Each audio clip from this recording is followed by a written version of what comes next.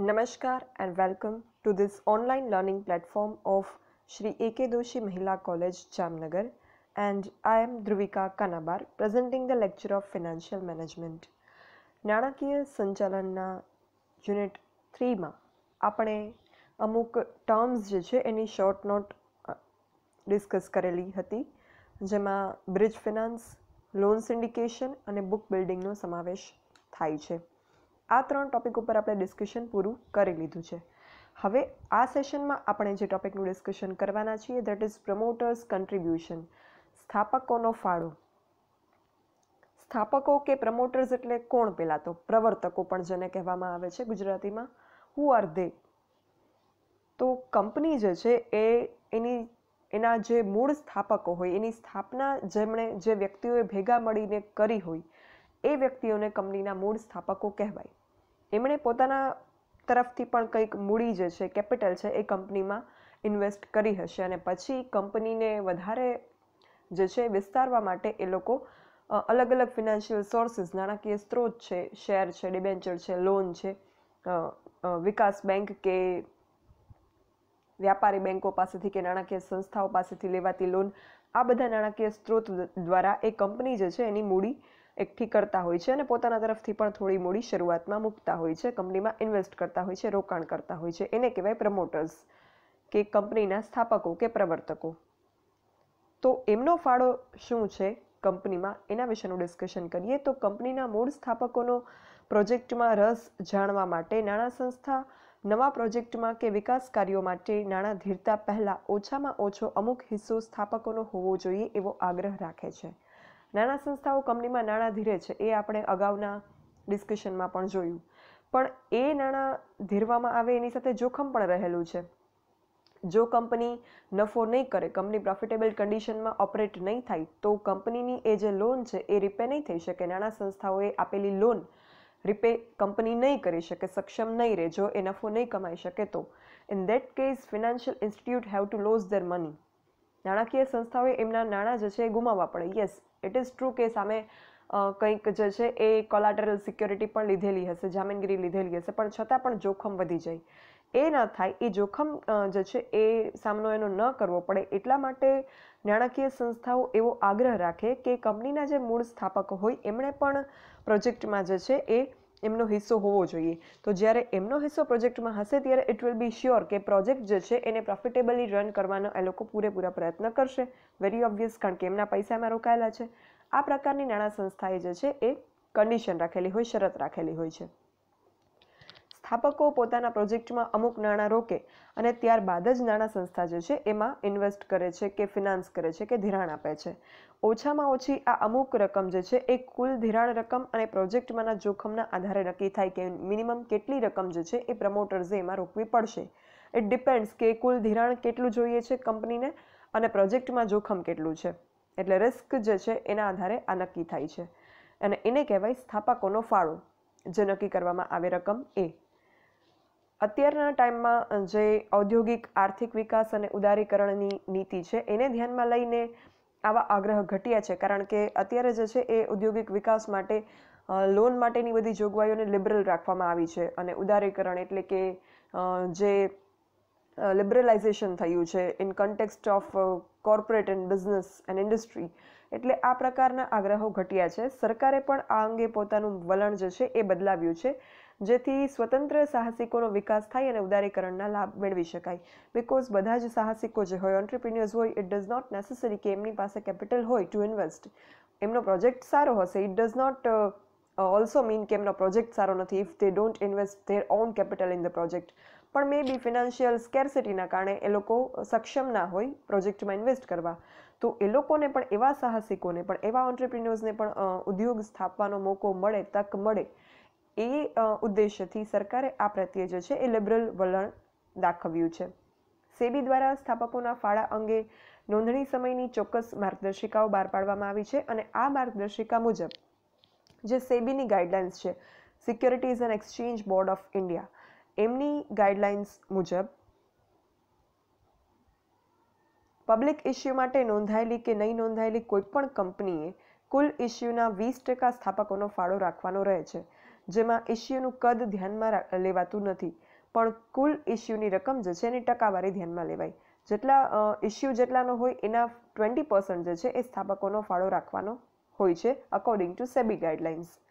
સ્થાપકોએ પોતાના હિસ્સાના શેર ઓછામાં ઓછા 3 વર્ષ માટે ધારણ કરી રાખવા પડે છે.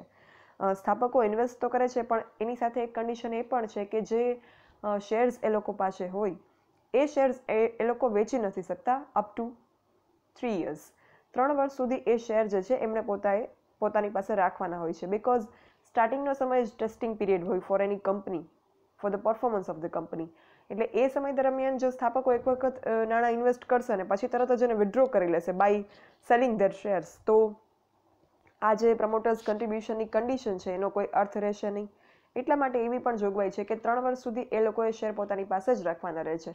હવે એમની પાસે શેર હશે એટલે they will be worried about the prices of shares and dividend on shares, અને because of that worry they will have to operate the company in a profitable manner.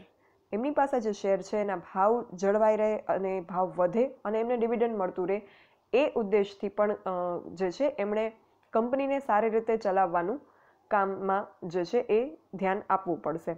એ ઉદ્દેશ્યથી આ પ્રકારની 3 વર્ષની કન્ડિશન રાખવામાં આવેલી છે. સ્થાપકોના ફાળાની આ જોગવાઈ છે એ અમુક કંપનીઓને લાગુ નથી પડતી. જે કંપનીના માન્ય શેર બજારમાં ઓછામાં ઓછા 3 વર્ષ માટે નોંધાયેલા હોય અને 3 વર્ષ દરમિયાન કંપનીએ ડિવિડન્ડની ચૂકવણી કરી હોય, જે કંપની કોઈ નિશ્ચિત સ્થાપક જૂથ જે કંપનીમાં ન હોય તેમજ કંપનીએ હકના શેર બહાર પાડ્યા હોય ત્યારે એને આ જોગવાઈમાંથી મુક્તિ મળે છે. બિકોઝ જ્યારે કંપનીએ જે છે એ 3 વર્ષથી લિસ્ટિંગ કરાવ્યું હશે શેર માર્કેટમાં, ઇટ મીન્સ કે કંપની ઇઝ પ્રોપરલી વર્કિંગ. પછી 3 વર્ષ દરમિયાન કંપનીએ ડિવિડન્ડની ચૂકવણી કરી છે, ઇટ ઓલ્સો મીન્સ કે company is working in a profitable manner. એ વસ્તુ ત્યાં એન્શ્યોર થઈ જાય છે. અને જ્યાં ઓબ્વિયસલી કે કોઈ સ્થાપક જૂથ પ્રોપર ના હોય તો ત્યાં આ વસ્તુ જે છે એ એપ્લિકેબલ થઈ શકે નહીં. એટલે આવી કંપની જે છે એને આવા પ્રોવિઝન્સમાંથી ફ્રીડમ મળે છે. આવી જોગવાઈઓનું પાલન એમણે કરવાનું રહેતું નથી. આ પ્રકારની ચોક્કસ કંપનીઓએ, બાકીની કંપનીએ સેબીની ગાઈડલાઇન્સ જે છે એ ફોલો કરવી પડે છે in the matter of promoters contribution, સ્થાપકના ફાળા વિશે. સ્થાપકોનો ફાળો લેવાને કારણે સ્થાપકો રોકાણકારની દ્રષ્ટિએ નફાકારક બની કાર્ય કરે છે અને એમનો રસ જે છે એ પ્રોજેક્ટમાં લાસ્ટ સુધી જળવાઈ રહે અને પ્રોજેક્ટને જે છે એ પ્રોપરલી એફિશિયન્ટલી ઓપરેટ કરવામાં એ લોકો પૂરેપૂરું કોન્સન્ટ્રેશન કરશે, ધ્યાન આપશે. સંચાલકીય અને વ્યૂહાત્મક કાર્યક્ષમતા પણ સફળતાપૂર્વક પાર પાડી શકાય, માટે જ સ્થાપકોની હિસ્સેદારી જે છે એ મહત્વની છે. એટલે સ્થાપકો જે છે એ કોઈ પ્રોજેક્ટ માટે લોન લઈ અને પછી પ્રોજેક્ટ જે છે એને ઇનએફિશિયન્ટ વેમાં રન કરે કે પોતાના ઓન સ્વાર્થમાં જે છે એ ચલાવે પ્રોજેક્ટને, એવું ન થાય. પ્રોજેક્ટમાં જે લોકોએ રોકાણ કરેલું છે એવા શેર હોલ્ડર્સ કે એવી ફિનાન્શિયલ ઇન્સ્ટિટ્યુશન્સ કે એવી બેંક્સ કે જેણે પ્રોજેક્ટને ફિનાન્સિંગ કર્યું છે, લોન આપી છે, એમના માટે જોખમ ઊભું ના થાય અને એમનું જે ફિનાન્સિંગ છે, એમણે જે નાણાં આપેલા છે લોન સ્વરૂપે, એ નાણાં એમને રીપે મળવાની ખાતરી થઈ જાય એ હેતુથી આ પ્રકારના સ્થાપકોના ફાળા અંગેની જોગવાઈ જે છે એ રાખવામાં આવેલી છે કે જે બધી જ કંપનીઓ ફોલો કરવાની રહે છે. સિવાય કે અમુક કંપની જેની વાત કરી કે જે કંપનીનું 3 વર્ષથી લિસ્ટિંગ થયેલું હોય, જે કંપનીએ 3 વર્ષથી ડિવિડન્ડ ચૂકવેલું હોય અને જે કંપની જે છે એનું કોઈ નિશ્ચિત સ્થાપક જૂથ ન હોય અને જેણે હકના શેર બહાર પાડેલા હોય એવી જ કંપનીને આ સ્થાપકના ફાળાની જોગવાઈમાંથી મુક્તિ મળે છે. હકના શેર બહાર પાડેલા હશે, ઇટ ઓલ્સો મીન્સ કે કંપની જે છે એ કેપિટલાઇઝેશન કરે છે, કેપિટલ જે છે ઇન્ક્રીઝ થાય છે કંપનીની અને શેર હોલ્ડર્સને પણ એમનું હિત જે છે એ જળવાઈ રહે છે કંપનીમાં. એટલે અહીંયા પણ એ વસ્તુ એન્શ્યોર થઈ જાય જ્યારે કંપની રાઇટ શેર્સ ઇસ્યુ કરશે ત્યારે કે કંપની જે છે એ બરાબર રીતે વર્ક કરે છે. So in that case also it does not require to contribute on the part of promoters. તો આ જે છે એ પ્રમોટર્સ કન્ટ્રીબ્યુશન, સ્થાપકોના ફાળા વિશેનું ડિસ્કશન હતું. હવે આ જે યુનિટ છે આપણું યુનિટ 3 લોન સ્વરૂપના નાણાં સ્ત્રોત, લોન ફિનાન્સિંગ, એ આખું યુનિટ જે છે એ 3 વિભાગમાં વહેંચાયેલું છે. એ કઈ રીતે? તો એનો એક વિભાગ, ત્રીજા વિભાગની વાત કરીએ આપણે, થોડું રિવર્સ જઈએ. 3 વિભાગમાં વહેંચાયેલું છે, ખાસ પે અટેન્શન. એ 3 વિભાગ કયા? તો ત્રીજા વિભાગની વાત કરું તો એમાં અમુક ટર્મ્સ જે છે એનું અન્ડરસ્ટેન્ડિંગ આવે છે, અમુક ટર્મ્સનું એક્સપ્લેનેશન ડિસ્કસ કરવાનું આવે છે, which we have already discussed. એ કઈ ટર્મ્સ? તો એક તો પ્રમોટર્સ કન્ટ્રીબ્યુશન, જે આપણે આ સેશનમાં ડિસ્કસ કર્યું. બીજું આવે છે બુક બિલ્ડિંગ, જેમાં બુક બિલ્ડિંગ શું છે, બુક બિલ્ડિંગની પ્રોસેસ કયા પ્રકારની હોય, બુક બિલ્ડિંગના ફાયદા શું છે, બુક બિલ્ડિંગ માટેની કાયદેસરની જોગવાઈઓ શું છે, એ બધી જ બાબતો ઉપર આપણે ડિસ્કશન કરેલું હતું. અને જે ઇસ્યુ બહાર પાડનારી કંપની હોય એ જાહેર જનતાને ઓફર ન કરતા પ્રાઇવેટ પ્લેસમેન્ટ દ્વારા પોતાના ઇસ્યુની ગોઠવણ કરે, it is the concept of book building. તો એ કોન્સેપ્ટ પણ આપણા થર્ડ પાર્ટમાં આ યુનિટના આવે છે, which we have already discussed. એ સિવાય આપણે ડિસ્કસ કર્યું લોન સિન્ડિકેશન. જ્યારે ઘણી બધી ફાઇનાન્શિયલ ઇન્સ્ટિટ્યુશન ભેગા મળી અને કોઈ જંગી મૂડીરોકાણ કંપનીને જોઈતું હોય ત્યારે એકસાથે મળી અને લોન આપે, it is loan syndication. We have also discussed this also.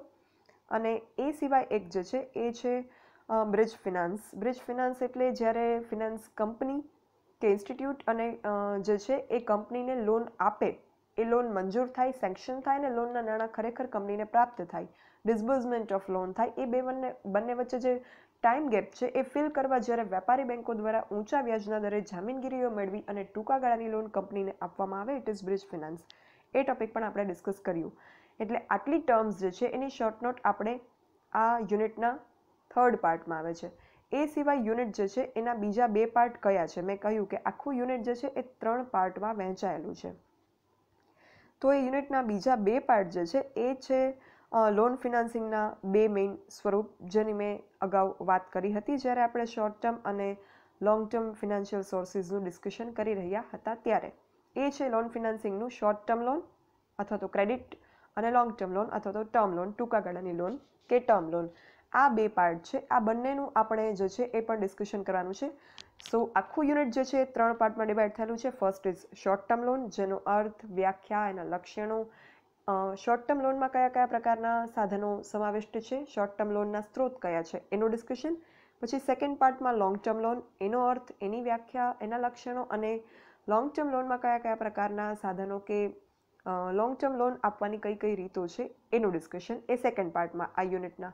અને થર્ડ પાર્ટમાં અમુક short note which we have already completed, જેમાં bridge finance, loan syndication, book building અને પ્રમોટર્સ કન્ટ્રીબ્યુશન, સ્થાપકોનો ફાળો, આ બધી વસ્તુ જે છે એ ઇન્ક્લુડ થાય છે. તો અહીંયા જે છે એ આપણું આ યુનિટ અબાઉટ ટુ કમ્પ્લીશન છે. આમાં આપણે લોંગ ટર્મ લોન જે છે, શોર્ટ ટર્મ લોનનું આપણે બધું જ ડિસ્કશન ઓલરેડી કરી લીધું છે, જેમાં આપણે એના અર્થ, લક્ષણો, એના નાણાં સ્ત્રોત, આ બધા જ નાણાં સ્ત્રોત જે છે એનું ડિસ્કશન મેં તમને ડિટેલ્ડમાં કરેલું છે. જો તમને ધ્યાનમાં ના હોય તો પ્લીઝ રેફર ધેટ વિડીયો. આ ડિસ્કશન જે છે એ આ બધા પોઈન્ટ્સનું આપણે ડિટેલમાં કરી લીધું છે. સો શોર્ટ ટર્મ લોનનો ટોપિક આપણે પૂરો છે. પછી long term loan. Long term લોનનો પણ મિનિંગ અને કેરેક્ટરિસ્ટિક્સ, આ એક કેરેક્ટરિસ્ટિકનું ડિસ્કશન જે છે આપણે ડિટેલમાં કરેલું છે. અને એમાં લોંગ ટર્મ લોનમાં જે છે એ જે એના સોર્સિસ છે લોંગ ટર્મ લોનના, એ આપણે ડિસ્કસ કરવાના હવે બાકી છે. સો આ યુનિટમાં આપણું ડિસ્કશન હવે બાકી છે ફોર ધીસ પાર્ટ ઓનલી. આપણે first part short term loan એના વિશેનું A to Z ડિસ્કશન કરી લીધું. થર્ડ પાર્ટ જેમાં અમુક ટર્મ્સ ડિસ્કસ આપણે કરી, શોર્ટ નોટ, એ પણ પૂરું થઈ ગયું. અને જે સેકન્ડ પાર્ટ છે લોંગ ટર્મ લોન, એમાં આપણે મિનિંગ અને કેરેક્ટરિસ્ટિક ડિસ્કસ કરેલા છે, લક્ષણો અને અર્થ, અને ને માત્ર જે એના આ સોર્સિસ છે ટર્મ લોનના, એ આપણે હવે 1 by 1 ડિટેલમાં ડિસ્કશન કરીશું આપણા આ થર્ડ યુનિટમાં. So I hope you are clear about the formulation of the third unit of our subject financial management. What topics this unit consists of, you clear about that, I hope. So that is all for this session. Thank you. જો કોઈને કંઈ doubt કે query હોય, you can write me on this mail dbk.dhruvika@gmail.com. Thank you.